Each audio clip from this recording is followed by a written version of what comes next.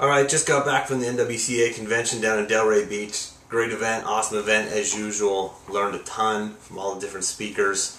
Learned a lot just from talking to a lot of different people. Some really great minds down there.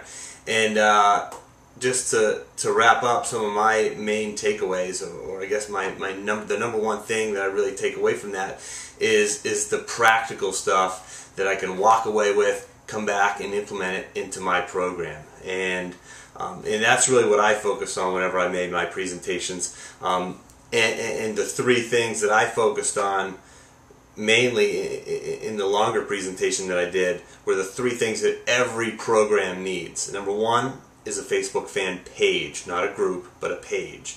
You can upload videos, have discussion, upload pictures, obviously post results, etc., etc.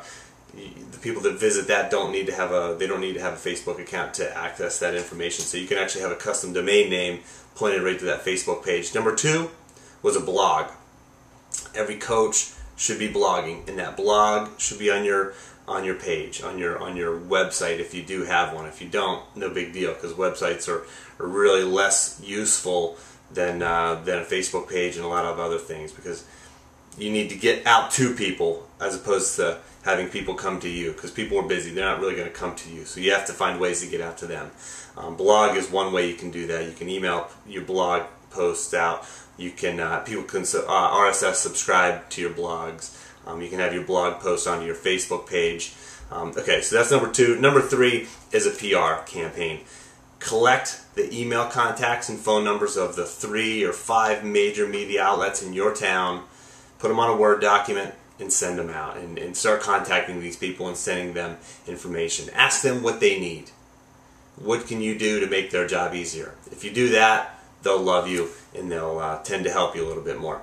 And the other thing that I gave out that was sort of more practical, people can implement this and use this right away, is my reading list, which I posted on a blog several months ago, and I've gotten great response. I was surprised at how many people are actually reading these business books that relate directly to athletics and directly to sports, and that coaches really should be using, especially to stay along with the philosophy of the NWCA convention or the Coaches Academy, where the coach really needs to be the CEO of a program. So number one, there's 3 books on the reading list. Number one is the E-Myth, stands for Entrepreneurial Myth. Just because you can teach a single leg doesn't mean you can run a great wrestling camp teaching kids.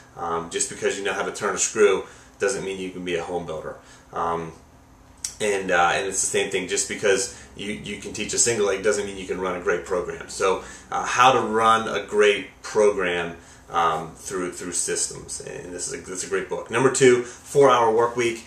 If you want to learn how to have other people do work for you, so you can do better work and do more work, or do the work that you really enjoy doing, 4-Hour Work Week is going to be a great inspiration for you. And the last one is How to Win Friends and Influence People, which has been on the bookshelves since like the 1930s, 1940s. If you go to any Barnes & Noble or major bookstore today, you'll find it on the shelves, because it's such a great book. Everybody should read it. It's going to help you with your relationships with your athletes, with your assistant coaches, with your administrators, with your alumni, with your fans, with your boosters, with your spouse, etc. the whole way. So it's just a great book that I think every human should read. Greg Hatcher, who was a college wrestler, was given his book away. He's actually a real successful businessman, owns the Hatcher Agency, which is one of the top 10 most successful insurance agencies in America. But he gave away his book, 55 Steps to Outrageous Service. I took a couple great things away from there. Things that I'm going to implement right away into my business as well as my program.